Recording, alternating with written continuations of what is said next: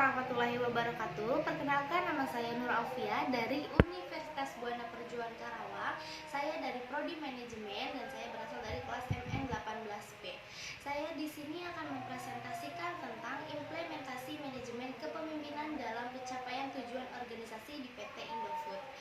Baik, selanjutnya yaitu saya akan masuk ke materi. Di sini ada pendahuluan. Di sini pendahuluannya adalah perubahan yang terjadi di sekitar organisasi yang begitu pesat telah mengantarkan pada tingginya persaingan. Globalisasi juga ikut berperan dalam mempercepat perubahan tersebut. Organisasi harus dapat beradaptasi dengan perubahan agar tidak tertinggal oleh para pesaingnya. Peran kepemimpinan sangat diperlukan dalam upaya mengatasi perubahan serta mempertahankan dan mengembangkan eksistensi organisasi. Kepemimpinan dipercayai sebagai satu kekuatan kunci penggerak organisasi yang mampu membangun suatu budaya baru yang sesuai dengan perubahan. Pemimpin yaitu berasal dari kata asing yaitu leader dan kepemimpinan dari leadership. Pemimpin artinya adalah seorang yang mempunyai kemampuan dalam menyelenggarakan suatu kegiatan organisasi agar kegiatan tersebut dapat terselenggara dengan efisien. Selanjutnya, agar terjadi ketertiban dalam kegiatan organisasi diperlukan pengaturan mengenai pembagian tugas, cara kerja, dan hubungan antara pekerja yang satu dengan pekerja yang lainnya. Pemimpin dan kepemimpinan. Pemimpin yaitu leader pada dasarnya adalah orang yang mampu menggerakkan sumber daya atau terutama manusia untuk bekerja sama untuk mencapai tujuan.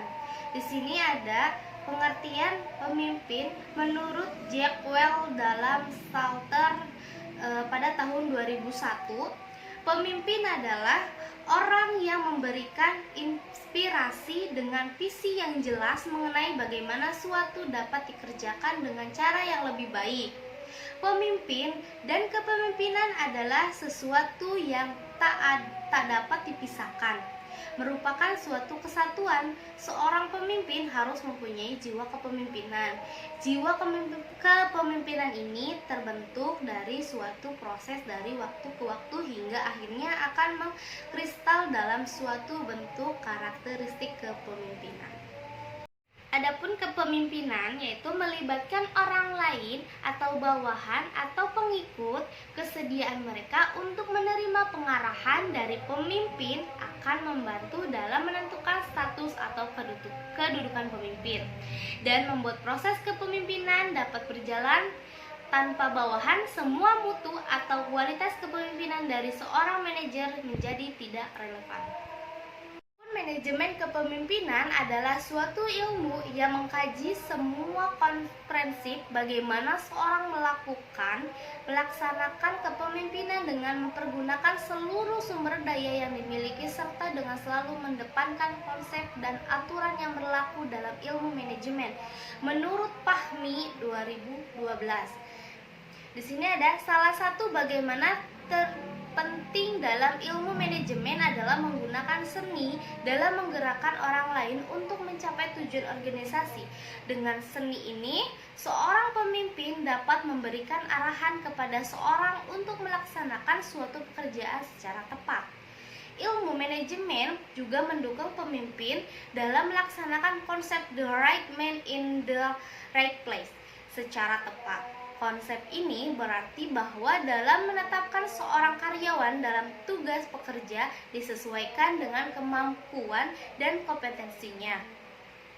Tugas seorang pemimpin adalah menempatkan orang terbaik pada posisi dengan peluang terbaik, mentransfer ide, mengalokasikan sumber daya, dan mengalokasikan dana pada bidang yang tepat. Ciri-ciri pemimpin yang baik yaitu yang pertama ada energi, yaitu mempunyai kekuatan mental dan fisik. Yang kedua yaitu ada stabilitas emosi, yaitu seorang pemimpin tidak boleh bersangka jelek, dapat mengendalikan diri dan tidak boleh cepat marah kepada bawahan, serta mempunyai kepercayaan diri yang cukup besar. Yang ketiga yaitu human relation, yaitu mempunyai pengetahuan tentang hubungan manusia. Yang keempat yaitu ada personal motivation, yaitu keinginan menjadi pemimpin harus besar dan dapat memotivasi diri sendiri. Yang kelima yaitu communication skill, yaitu mempunyai kecakapan dan komunikasi. Yang keenam yaitu teaching skill, yaitu mempunyai kecakapan untuk mengajarkan, menjelaskan, dan mengembangkan bawahannya. Yang ketujuh ada social skill, yaitu mempunyai keahlian di bidang sosial. Ia suka menolong, suka jika bawahannya maju, peramah dan luas dan bergaul. Yang kedelapan yaitu teacher kompeten, yaitu mempunyai kecakapan menganalisis, merencanakan pengorganisasian, mendelegasikan wewenang, dan menyusun konsep. Adapun implementasi manajemen kepemimpinan dalam organisasi, yaitu implementasi manajemen kepemimpinan sangat diperlukan dalam mencapai tujuan sebuah organisasi. Dari pembahasan di atas dapat kita lihat bahwa implementasi kepemimpinan dalam sebuah organisasi harus ditopang dengan karakter-karakter kepemimpinan atau leadership character dan prinsip-prinsip kepemimpinan yang melekat pada diri pemimpin. Yang berikutnya yaitu ada dapat disebut sebagai bahan dasar kepemimpinan atau leadership melalui fungsi panutan atau role modeling.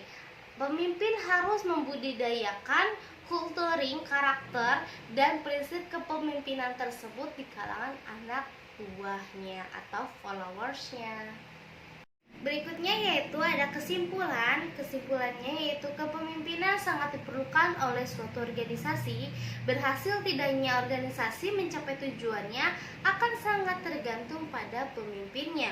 Kepemimpinan adalah proses mengarahkan dan mengaruh aktivitas yang berkaitan dengan pekerjaan dari anggota kelompok.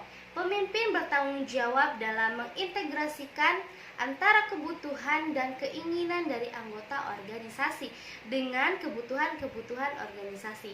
Penting kiranya dalam organisasi untuk melaksanakan manajemen kepemimpinan yang akan mendukung organisasi dalam mencapai tujuannya. Kepemimpinan yang dilaksanakan di organisasi harus didukung dengan adanya karakter kepemimpinan atau leadership karakter yang kuat dan pelaksanaan prinsip-prinsip kepemimpinan secara baik dan benar. Sekian dan terima kasih. Mohon maaf jika ada kesalahan. Saya hanya memaparkan materi yang saya dapatkan. Mohon maaf jika ada kesalahan. Wabillahi taufiq wal hidayah. Wassalamualaikum warahmatullahi wabarakatuh.